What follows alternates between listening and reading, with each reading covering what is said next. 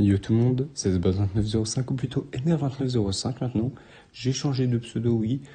C'est très anecdotique certes, mais ça fait un peu moins narcissique, voilà. Aujourd'hui on se retrouve pour une nouvelle vidéo. Aujourd'hui ça sera les prédictions de WrestleMania 35. Ça y est, on y est à moins de 2 jours du plus grand événement de show. Le plus grand événement de show bien sûr. Du plus grand show de catch de l'année, voilà plutôt. Il y a eu une NXT TakeOver qui était incroyable, enfin du moins cette nuit. Bon, je me suis un peu endormi devant, mais passons. Et là, il y a WrestleMania, donc, en espérant qu'il ne nous déçoit pas. Donc, si les vidéos sur le catch vous plaisent, laissez un like. Et puis, si vous en voulez d'autres, n'hésitez pas à me le dire en commentaire. On va commencer tout de suite. Je pense que cette vidéo sera en 2 parties, parce que sinon, ça va être trop long. Vu que il y a une... Comment dire ? C'est très compliqué. J'avais déjà expliqué, en fait, je peux pas faire plus de 18 ou 19 minutes, un truc dans le genre. On va éviter d'expliquer ce que c'est chiant, mais on commence, pour pas perdre de temps.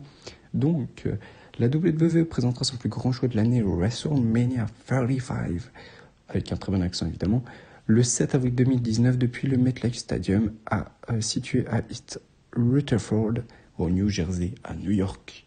Le show commencera à 1h Paris, 19h Montréal, sur Airbnb Explore, en France et en Belgique, et au Luxembourg. J'ai appris ça il y a pas longtemps. Donc évidemment, Christophe Ajus, Philippe Chiro, les commentateurs, j'allais dire les commentaires. Donc le kick-off va commencer à 23h Paris ou 17h Montréal, gratuitement sur la chaîne YouTube de la WWE, et va durer donc 2 heures. Et le premier match, on est assez habitué, match pour le titre Cruiserweight entre le champion Buddy Murphy et celui qui a gagné sa place grâce au tournoi à 205 Live, Tony Nese. Beaucoup voient la victoire de Buddy Murphy. Perso, je vois la victoire de Tony Nese. Et j'aimerais que Tony Nese gagne. Parce que, comment dire, Buddy Murphy, ça fait un petit moment déjà qu'il est champion. Bon, ce serait bien qu'il perde son titre. Non pas que j'aime pas Buddy Murphy, il est incroyable, mais faire un peu de changement, quoi. Voilà. Donc, victoire de Tony Nese. La bataille royale en mémoire d'André le Géant. Les participants. On prend notre souffle. Braun Strowman, Michael Che et Colin Jost, donc les animateurs de SNL, je sais plus,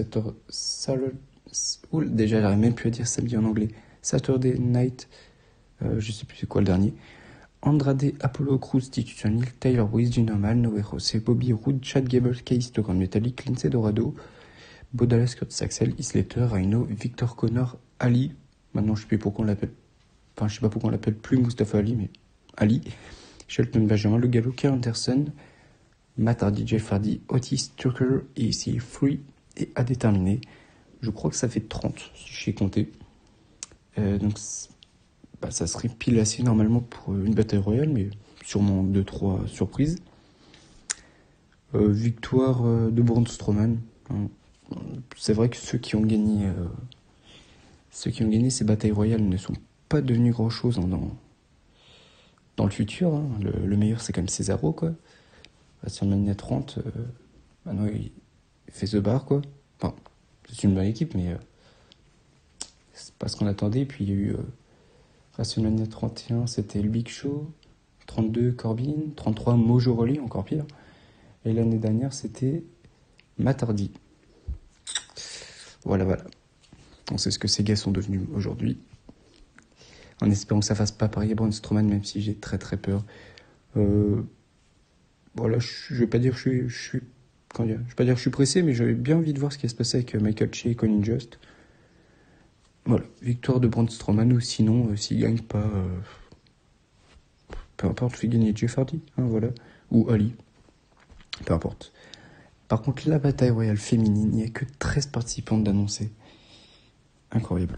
Asuka, Carmella, Naomi, Lana, Mandy Rose, Sonya Deville, Nikki Cross, Dana Brooke, Ruby Riott, Liv Morgan, Sarah Logan, Mickie James, Zelina Vega à déterminer. Et ça fait beaucoup de monde annoncé, dis donc. J'espère la victoire d'Asuka, parce que vraiment elle méritait d'être dans la carte avec le titre de SmackDown. Malheureusement, elle se l'est fait voler comme une malpropre par Charlotte. C'est triste, mais c'est triste, mais c'est comme ça. C'est la dure loi de la jungle, comme j'aime dire. Je bégaye beaucoup, ça fait longtemps que je n'ai pas fait de vidéo, j'en fais plus sur ma chaîne principale, donc Je bégaye, c'est normal. Donc on va passer à la carte principale.